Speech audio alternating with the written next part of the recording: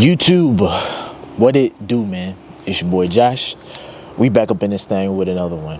We woke up this morning. It's another beautiful day. All praise to the Most High, man. Let's get it. Be valuable, not available. When something is always available, always there, it's hard for somebody to value it. When you are valuable, people tend to make themselves available for that said thing. If you are valuable, people will then ensure that they are available for you. When you're too available, they don't see the value in you. They take you for granted, bro. If you guys saw my last video, I was talking about up the price of your presence. Right now, people can't value you because your presence is cheap. Your price is way too low. And it's like, for example, say for example, we go to Walmart and we're looking for a product and there's multiple quantities of that product, you know what I'm saying? And it's easy to access and it's readily available. We don't worry about too much about taking care of it really too much. We don't mind if we maybe break it or if somebody breaks it or if it just so happens to. Why? Because we just go get another one. It'll be here again tomorrow. All we got to do is just go get it again. The price of getting it was low. But let's say we go to Walmart, right? And the price of one product is high. And let's say there's not multiple quantities. It's only like probably one, maybe two of them junks in there, right? And then say, for example, we break it.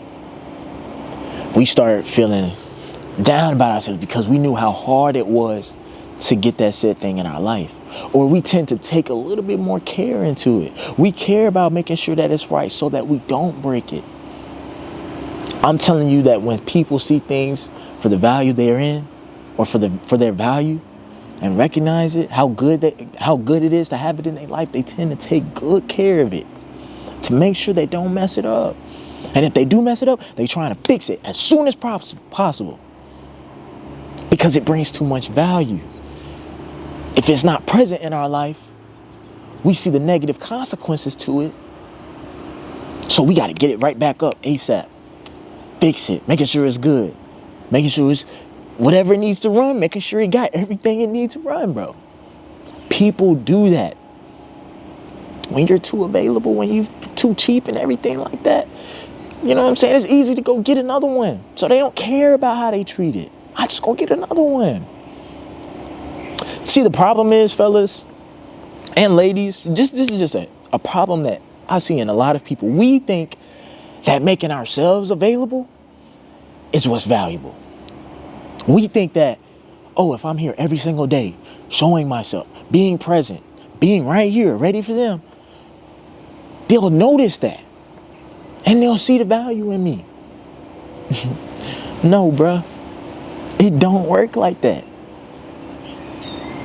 They treat you the way they treat you because they can count on you being there. There's no negative consequences to it. Sometimes people don't learn until it's gone. They don't see the value in something until it's gone. They may treat it a certain way, and then when they realize that after a while, after days, weeks, of years of maltreatment or whatever, and then it finally breaks down and it's no longer present in their life, that's when people really realize that they see the value in it. It's when it's gone, when it's no longer there. Sometimes you got to teach people a lesson by just walking away and being absent for a while. They're not going to understand or realize what they did was wrong because until they realize that you're gone. When they feel your absence, that's when some people learn, like, oh, dang, I really did have it good. I remember watching Dark Knight Rises. If you knew me and you've been knowing me, watching my videos for a while, man, you know I'm a crazy movie fanatic. And my favorite movie is Dark Knight. The Dark Knight trilogy with, Christian Bale. Dark Knight Rises. Man, so Christian Bale plays the character of Bruce or Batman. And Batman or Bruce has a butler. His name's Alfred.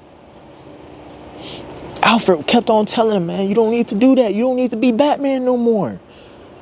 I'm trying to save your life. I don't want you to get hurt. I love you too much.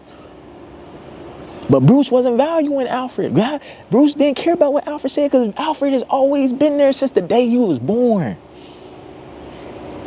It came to a point where Alfred said, he said one of the coldest lines in that movie. He said, me walking away is the only thing I can do to make you understand. Alfred was trying to tell him, and Bruce was just not trying to listen to Alfred. He was like, nah, he was stubborn. Alfred said, man, I gotta dip, bro. I gotta walk away, bro. Alfred walked away. That following morning, Bruce heard the doorbell ringing. Bruce ain't never answered the door ever in his life. He get up confused. Where Alfred at? He get up, he told Alfred bye the day previous, but when he wake up and he walk outside his door, he said, Alfred, where are you, Alfred? He was confused. He was like, he didn't realize what he had lost until the following morning. He was cool, like, hey, walk away, Alfred. I don't need you, bruh. He said goodbye, Alfred. Then had the decency to wake up the following day in the morning when the doorbell rang, be calling Alfred's name. Bruce, that same day, goes out. Comes back to the crib. Can't get into his house. The girl that he was with was like, where your keys at? He said, I don't know, man. I ain't never had to carry my keys. Alfred always had the door open for me. He didn't realize how valuable Alfred was until he started realizing all the things that was made for him was eventually gone and that he had to do for himself. He's like, dang. And you want to know something? He started missing Alfred. He started realizing Alfred was valuable. People look at that scenario and they don't think of it like that, but I was able to look at that scene and be like, man, I wonder how many people been in relationships forgiving, wanting to tell them, hey, do this, hey, do that, hey, treat me this, hey, treat me that way. You treat them better than they treat you. You always considering them before you consider yourself. And I saw in that scene, man, of how somebody can take somebody else in their life for granted. And it hurts the most too is because you think making yourself available is you showing the love and the respect you got for them. And in turn, you expect to get that same treatment back. This video is for the people that feel that way and treat somebody that way and don't get it in return. I'm telling you, bro, they're not going to see the value and treat you with the respect and pay attention to the symbols and signs that you're trying to show them until you're absent. So when you're absent, because it's hard for us to break away from somebody who we care about or relationships we care about, to constantly get mistreated and things like that, right? But you've been putting your value into making sure that you're available for them. You've associated your value depending on being there for them. When all along your value comes from within, with how much you put into yourself, not them, yourself. So why you're gone? Why you cut them off? It's time to go get better. It's time to improve. Like I said at the beginning of the video, the reason why they don't value you is because you've been too available. And if you've been focused on being available, you haven't been putting too much stock into being valuable. It's time for you to start putting stock into being valuable. Right now, and if you get treated like this commonly, this happens not only with just one person, but multiple people. You're the common denominator, my friend. The problem is not them, it's you. You have the problem of putting too much stock into being available as opposed to making yourself valuable. They don't see the valueness in you. It's because you haven't made yourself valuable. You want other people to see the value in you by you hope that people see the value in you by using that availability. You hope that Ew, if I make myself seen, if I make myself available, maybe they'll see the value I have in myself. No. People see results. They respond to results. They don't respond to availability. They respond to results. They see what you got going on. They see somebody else benefiting from the results that you got. They want to go join the team. I'm using this just for simply an example. I'm not trying to be derogatory towards anybody. But why do you think girls like guys that are unavailable? Because they see the value in it. And they typically won't see the value in them until they see somebody else valuing them. When they see somebody else getting the benefits of being with him. When people see something that's not readily available and they make it and it looks good and it looks nice and they imagine themselves with it, that's what they pay attention to it. They don't pay attention to the stuff that's always there. It's always there. It's like in the background.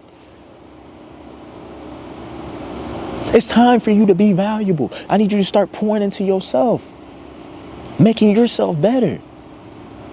Start getting results so that you don't have to use your availability as a weapon, but you can use your presence.